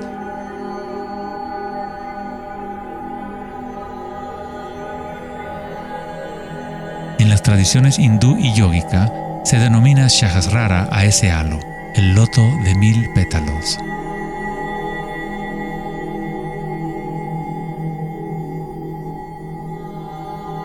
El Buda está asociado con el símbolo de la flor de loto. El patrón de filotaxis es el mismo modelo que se puede encontrar en una flor de loto. Es la flor del patrón de la vida, la semilla de la vida. Es el patrón fundamental en el cual todas las formas encajan. Es la forma absoluta del espacio mismo o una cualidad inherente a Akasha.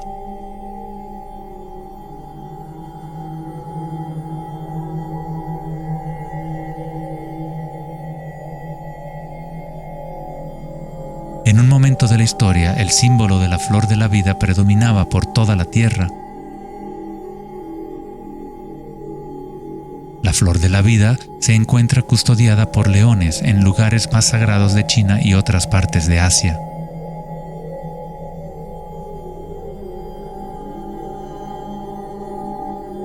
Los 64 hexagramas del I Ching a menudo rodean el símbolo yin-yang, que es otra forma de representación de la flor de la vida. En el interior de la flor de la vida está la base geométrica de todos los sólidos platónicos, de esencialmente cualquier forma que pueda existir. La antigua flor de la vida empieza con la geometría de la estrella de David, o triángulos con sus caras hacia arriba y hacia abajo. En tridimensional serían estructuras tetaédricas.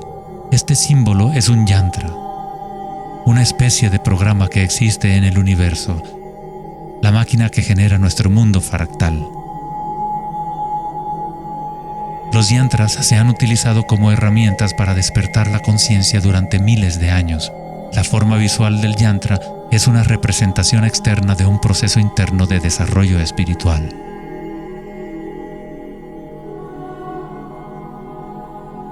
Es la música oculta del universo hecha visible, compuesto por la intersección de formas geométricas y patrones de interferencia.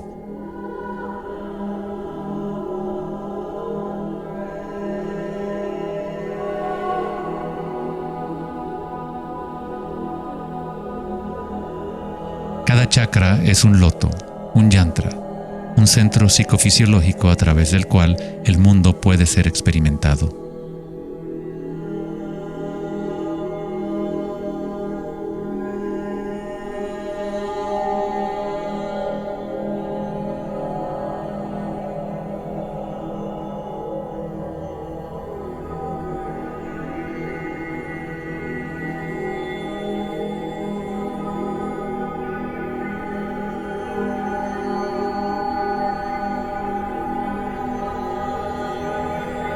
Un yantra tradicional, tal como se puede encontrar en la tradición tibetana, posee valiosas capas de significado, a veces incorporando una cosmología y visión del mundo por completo.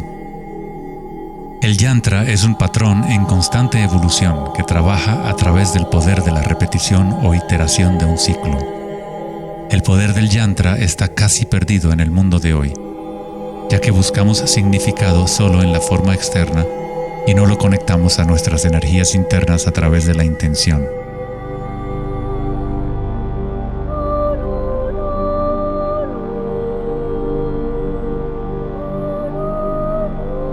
Hay una buena razón por la cual sacerdotes, monjes y yogis han sido tradicionalmente célibes. Hoy en día, apenas una fracción conoce la razón de su celibato, pues el verdadero propósito se ha perdido. En pocas palabras, si tu energía se va a consumir en producir más espermatozoides u óvulos, según sea el caso, no queda suficiente para impulsar la ascensión del Kundalini que activa los chakras superiores. El Kundalini es energía vital, la cual es también energía sexual.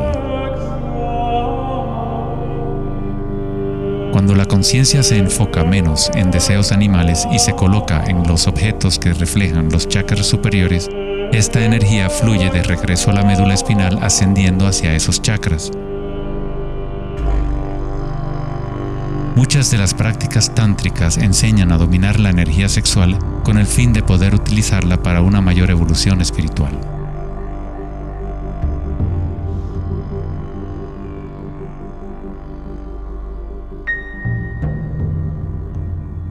Tu estado de conciencia crea las condiciones adecuadas para que tu energía pueda crecer. Entrar en un estado de conciencia no requiere de tiempo. Como dice Eckhart Tolle, la conciencia y la presencia siempre suceden en el ahora. Si estás tratando de hacer que algo suceda, entonces estás creando resistencia hacia lo que es.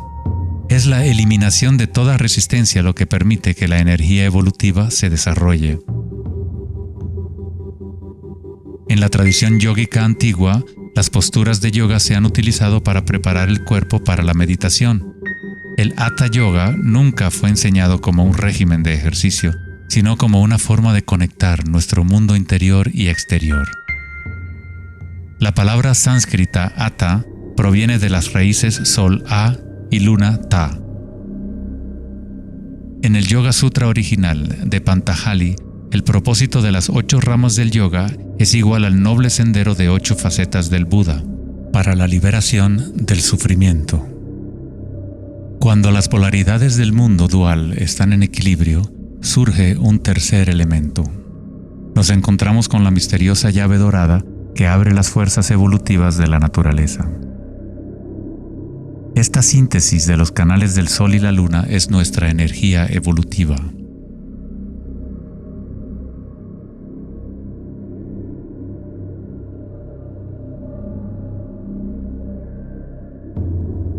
Puesto que ahora los seres humanos se identifican casi exclusivamente con sus pensamientos y con el mundo exterior, es en raras ocasiones que un individuo logra el equilibrio entre las fuerzas internas y externas, lo que permite el despertar natural del Kundalini. Para aquellos identificados solo con la ilusión, el Kundalini siempre seguirá siendo una metáfora, una idea en vez de una experiencia directa de la energía y la conciencia propias.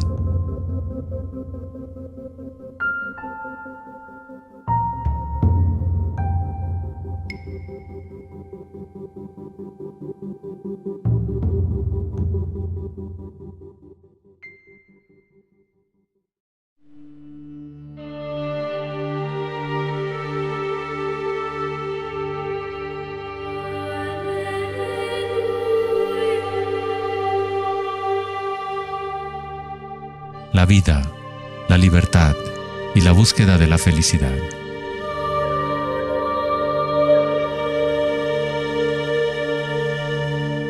Vivimos nuestras vidas buscando la felicidad allá afuera, como si fuera una mercancía. Nos hemos convertido en esclavos de nuestros propios deseos y anhelos. La felicidad no es algo que pueda ser perseguido o comprado como un traje barato. Esto es maya, ilusión, el juego interminable de la forma.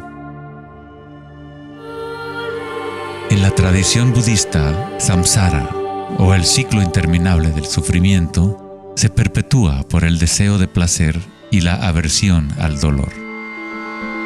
Freud se refirió a esto como el principio del placer.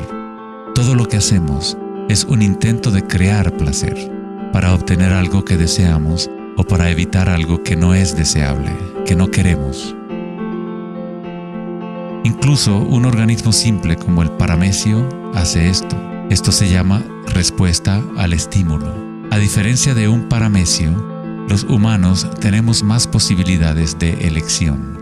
Somos libres para pensar, y ahí radica el problema. Es pensar en lo que deseamos, lo que se ha salido de control.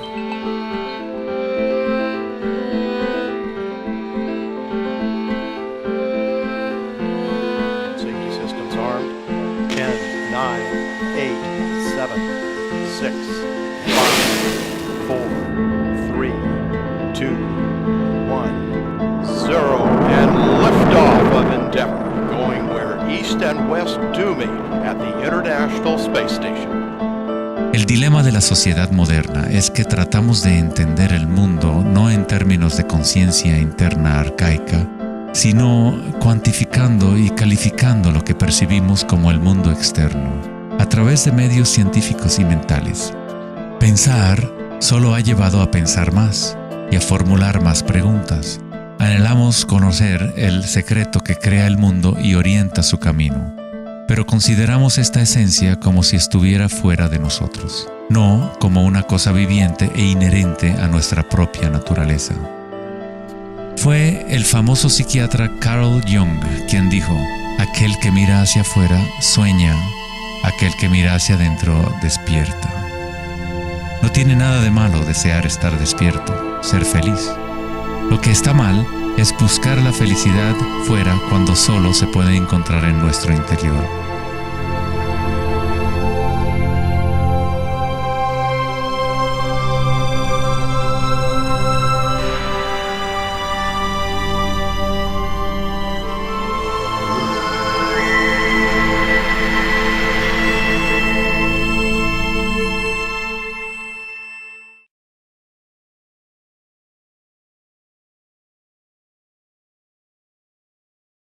Más allá del pensamiento.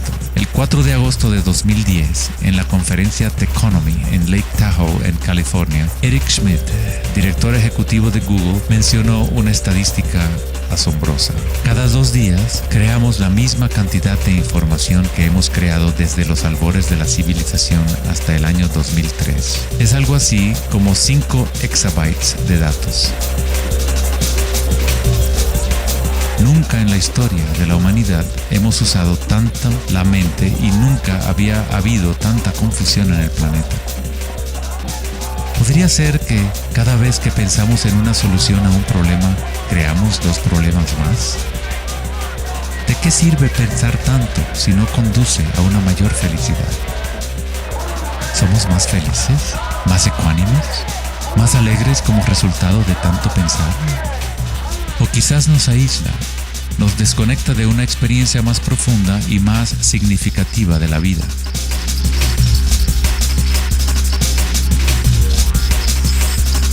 Pensar, actuar y hacer deben estar en equilibrio con el ser. Después de todo, somos seres humanos, no actos humanos.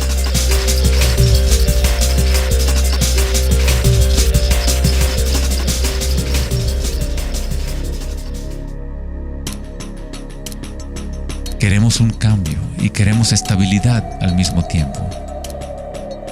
Nuestros corazones se han desconectado de la espiral de la vida, de la ley del cambio, mientras nuestras mentes pensantes nos conducen hacia la estabilidad, la seguridad y la pacificación de los sentidos.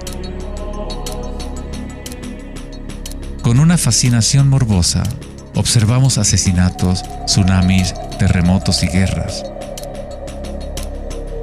Constantemente tratamos de ocupar nuestra mente, llenándola de información. Programas de televisión transmitiendo de cada dispositivo imaginable, juegos y rompecabezas, mensajes de texto y todas las trivialidades posibles. Nos dejamos fascinar con la corriente infinita de nuevas imágenes, nuevas informaciones, nuevas formas de provocar y pacificar nuestros sentidos. los momentos de reflexión interior, nuestro corazón nos dirá que hay algo más en la vida que nuestra realidad actual, que vivimos en un mundo de espíritus hambrientos, siempre anhelando más y nunca satisfechos.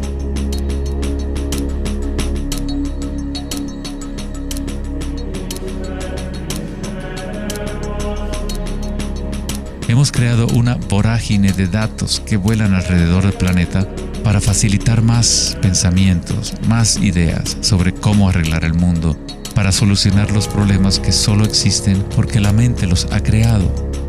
Los pensamientos han creado todo el lío en el cual nos encontramos actualmente. Libramos guerras contra enfermedades, enemigos y problemas. La paradoja es que aquello que resistes, persiste. Cuanto más te resistes a algo, más se fortalece. Al igual que ejercitar un músculo, en realidad estás fortaleciendo aquello de lo cual justamente te quieres deshacer. Entonces, ¿cuál es la alternativa al pensamiento? ¿Qué otros mecanismos pueden utilizar los seres humanos para existir en este planeta?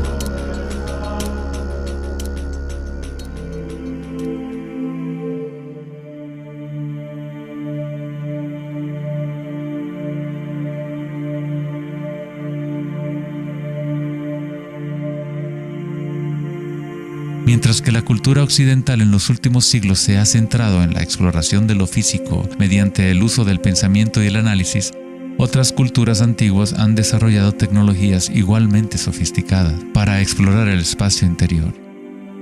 Es la pérdida de nuestra conexión con nuestro mundo interior lo que ha creado un desequilibrio en nuestro planeta.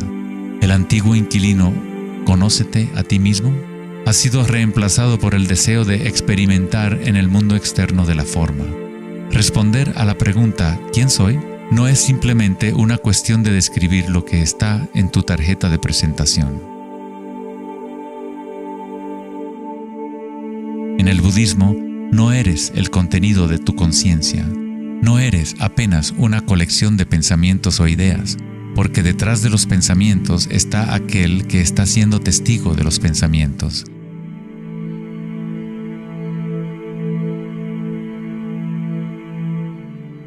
El dicho enfático, «Conócete a ti mismo», es un koan del Zen, un acertijo sin respuesta.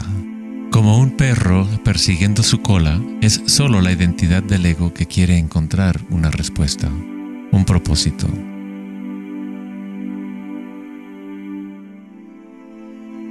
La verdad de lo que eres no necesita una respuesta, pues todas las preguntas fueron creadas por la mente egoica.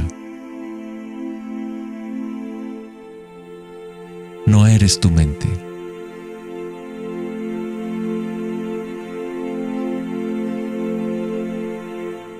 La verdad no yace en más respuestas, sino en menos preguntas. Como dijo Joseph Campbell, no creo que la gente esté buscando el significado de la vida, más bien buscan la experiencia de estar vivos.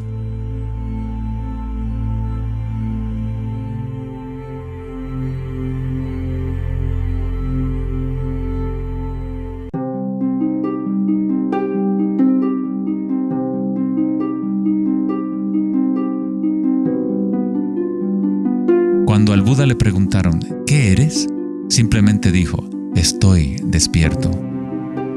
¿Qué quiere decir eso, estar despierto?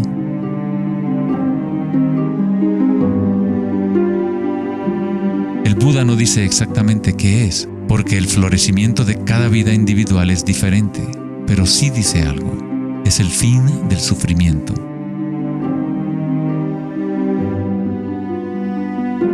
Toda tradición religiosa importante tiene un nombre para el estado de estar despierto: cielo, nirvana o moksha. Una mente en calma es todo lo que hace falta para comprender la naturaleza de la corriente. Todo lo demás ocurrirá una vez que tu mente esté en calma. En esta quietud, las energías internas despiertan y funcionan sin esfuerzo de tu parte. Como dicen los taoístas, el chi sigue a la conciencia. Al permanecer en calma, uno empieza a escuchar la sabiduría de las plantas y los animales, los quietos susurros de los sueños, y se aprende el sutil mecanismo por el cual los sueños se manifiestan en forma material. En el Tao Te Ching, este tipo de vida se llama Wei Wu Wei, hacer, no hacer.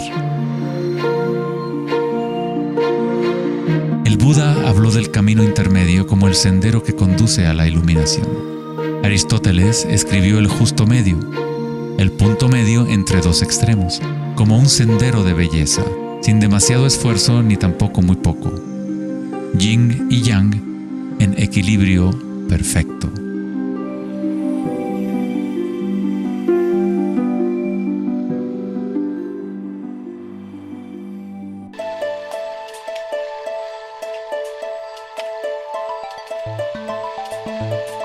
La noción de Vedanta sobre Maya, o la ilusión, es que no experimentamos el medio ambiente en sí, sino una proyección creada por los pensamientos. Por supuesto, tus pensamientos te permiten experimentar el mundo vibratorio de cierta manera, pero nuestra ecuanimidad interior no tiene que estar supeditada a acontecimientos externos. La creencia en un mundo externo independiente del sujeto que percibe es fundamental para la ciencia. Pero nuestros sentidos solo nos entregan información indirecta. Nuestras nociones acerca de este mundo físico creado por nuestra mente están siempre filtradas por nuestros sentidos y, por lo tanto, siempre son incompletas. Hay un campo de vibraciones que subyace en todos los sentidos. Las personas con una condición llamada sinestesia a veces sienten este campo vibratorio de diferentes maneras. Los sinestésicos pueden ver los sonidos como colores o formas, o las cualidades asociadas de un sentido hacia otro. La sinestesia se refiere a una síntesis o amalgama de los sentidos. Los chakras y los sentidos son como un prisma que filtra una serie de vibraciones. Todas las cosas del universo están vibrando a diferentes velocidades y frecuencias. El ojo de Horus se compone de 6 símbolos. Cada uno representa uno de los sentidos. Al igual que el sistema védico antiguo, el pensamiento se considera un sentido.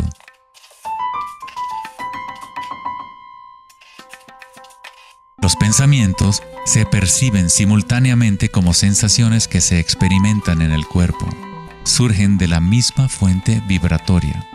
El pensamiento es simplemente una herramienta, uno de los 6 sentidos, pero lo hemos llevado a un estado tan elevado que nos identificamos con nuestros pensamientos. El hecho de que no identificamos el pensamiento como uno de los 6 sentidos es muy significativo. Estamos tan inmersos en nuestros pensamientos que al tratar de explicar el pensamiento como un sentido, es como explicarle a un pez el agua. ¿Agua? ¿Qué agua?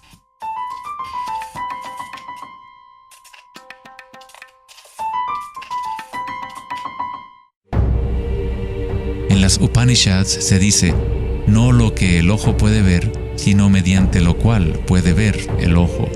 Toma conciencia de eso para ser Brahma, el Eterno, y no lo que la gente aquí adora.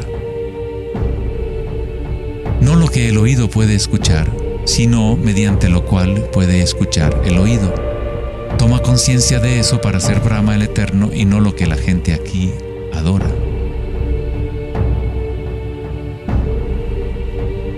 No lo que el habla puede iluminar, sino mediante lo cual el habla puede iluminarse. Toma conciencia de eso para ser Brahma, el Eterno, y no lo que la gente aquí adora.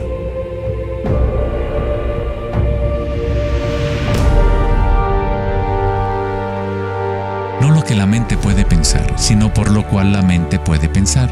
Toma conciencia de eso para ser Brahma, el Eterno, y no lo que la gente aquí adora.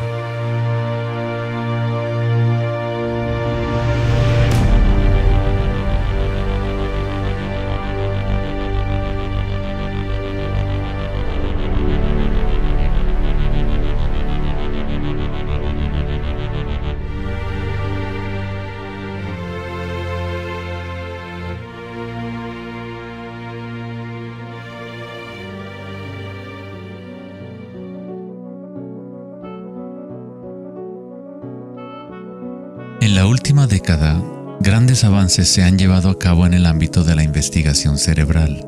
Los científicos han descubierto la neuroplasticidad, un término que expresa la idea de que el cableado físico del cerebro cambia según los pensamientos que se mueven a través de él.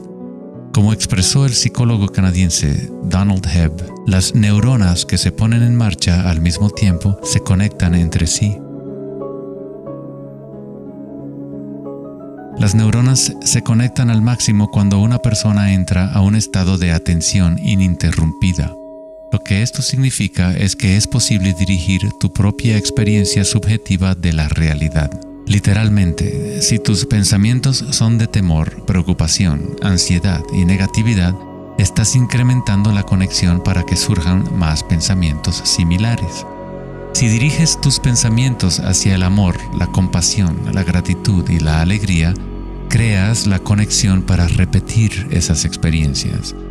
¿Cómo hacerlo cuando estamos rodeados de violencia y sufrimiento? ¿No es esto una especie de engaño o vana ilusión? La neuroplasticidad no es lo mismo que la noción de la nueva era que dice que creas tu realidad con pensamientos positivos. En realidad es lo mismo que el Buda enseñó hace 2500 años. La meditación vipassana o la meditación introspectiva podría describirse como neuroplasticidad autodirigida. Aceptas tu realidad tal como es, como realmente es. Pero tú lo experimentas en el nivel raíz de la sensación, en el nivel vibratorio o energético, sin prejuicio o la influencia del pensamiento. A través de una intención ininterrumpida en el nivel raíz de la conciencia, se crea la conexión para una percepción completamente diferente a la realidad.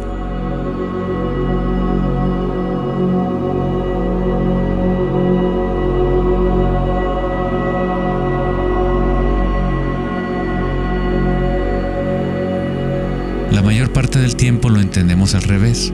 Estamos permitiendo constantemente que las ideas sobre el mundo exterior conformen nuestras redes neuronales, pero nuestra ecuanimidad interior no tiene que estar supeditada a acontecimientos externos.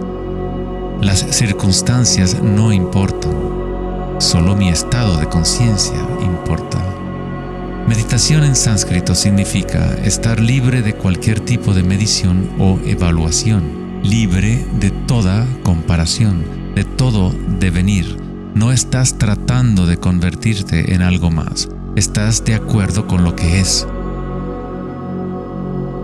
La forma de superar el sufrimiento del reino físico es aceptándolo por completo, decirle que sí a todo para que se convierta en parte tuya en vez de tú ser parte de eso.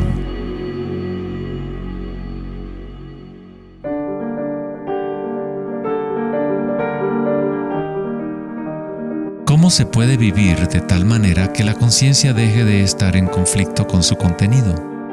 ¿Cómo puede uno vaciar el corazón de las ambiciones mezquinas? Debe haber una revolución total en la conciencia, un cambio radical en la orientación del mundo exterior al interior. No es una revolución provocada solo por la voluntad o el esfuerzo, sino también por la entrega total, la aceptación de la realidad tal como es. Solamente desde el corazón podemos tocar el cielo. Rumi. La imagen del corazón abierto de Cristo transmite de forma poderosa la idea de que uno debe abrirse al dolor. Uno debe aceptar todo si desea permanecer abierto a la fuente de la evolución. Esto no significa que te conviertes en un masoquista. No buscas dolor, pero cuando el dolor viene, lo cual inevitablemente ocurre, simplemente aceptas la realidad tal como es en lugar de anhelar otra realidad. Los hawaianos han creído durante mucho tiempo que es a través del corazón que aprendemos la verdad. El corazón tiene su propia inteligencia, tan obvia como la del cerebro. Los egipcios creían que el corazón, y no el cerebro, era la fuente de la sabiduría humana. El corazón era considerado el centro del alma y la personalidad. Era a través del corazón que se expresaba la divinidad, impartiendo conocimientos a los antiguos egipcios sobre su verdadero camino. Este papiro representa la medición del peso del corazón. Era considerado algo bueno pasar la vida después de la muerte con un corazón liviano. Eso significaba que habías tenido una buena vida. Una etapa universal o arquetípica que experimentan las personas en el proceso del despertar del centro del corazón es la experiencia de la energía personal como la energía universal.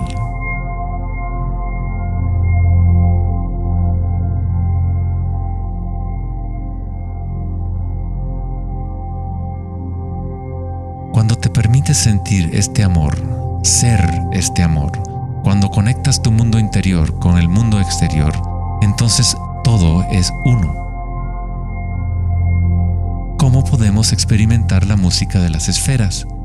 ¿Cómo se abre el corazón?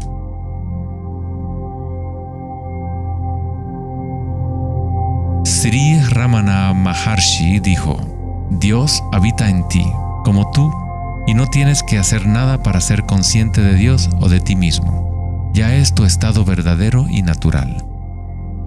Solo abandona toda búsqueda, dirige tu atención hacia adentro y sacrifica tu mente al único ser irradiando en el corazón de tu propio ser.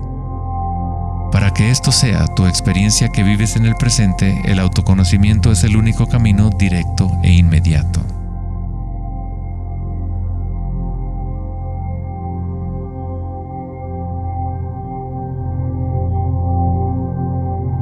Cuando concilias y observas las sensaciones internas, tu vitalidad interior, estás observando en realidad el cambio. Esta fuerza del cambio es el surgimiento y la muerte que ocurren cuando la energía cambia de forma. El grado en que una persona ha evolucionado o alcanzado la iluminación es el grado en que uno ha adquirido la capacidad de adaptarse a cada momento o a transmutar la corriente de circunstancias humanas, siempre cambiantes, el dolor y el placer en gozo.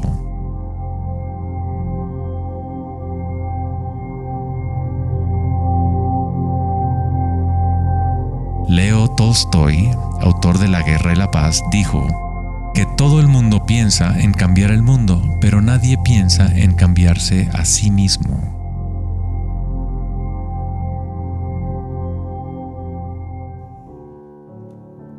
Darwin dijo que la característica más importante para la supervivencia de la especie no es la fuerza o la inteligencia, sino la capacidad de adaptación a los cambios.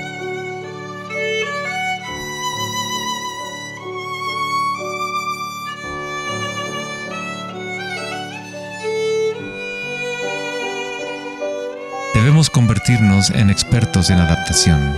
Esta es la enseñanza budista de Anika. Todo está surgiendo y desapareciendo, cambiando. El cambio es constante. El sufrimiento existe solo porque nos apegamos a una forma particular.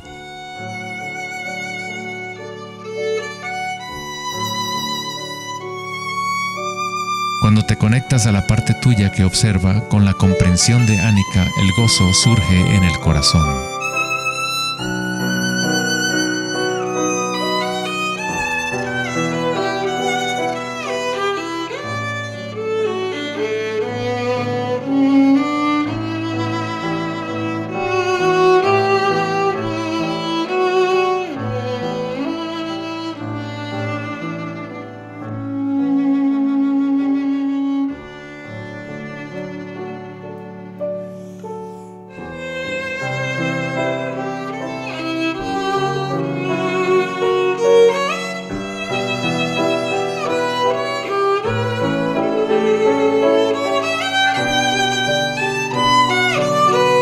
Santos, sabios y yogis a lo largo de la historia han descrito de una manera unánime la unión sagrada que se produce en el corazón, ya sean las obras de San Juan de la Cruz, los poemas de Rumi o las enseñanzas tántricas de la India. Todas estas enseñanzas diferentes tratan de expresar el misterio sutil del corazón. En el corazón, esta es la unión de Shiva y Shakti, la penetración masculina en la espiral de la vida y la entrega femenina al cambio. Atestiguar y aceptar de forma incondicional todo lo que es. Con el fin de abrir tu corazón, debes abrirte a los cambios. Vivir en el mundo aparentemente sólido, danzar con él, comprometerte con él, vivir en plenitud, amar por completo, pero sabiendo que es transitorio y que, en última instancia, todas las formas se disuelven y cambian. El gozo es la energía que responde a la calma. Surge al vaciar la conciencia de todo contenido. El contenido de esta energía de gozo, producto de la calma, es la conciencia. Una nueva conciencia del corazón. Una conciencia conectada a todo lo que es.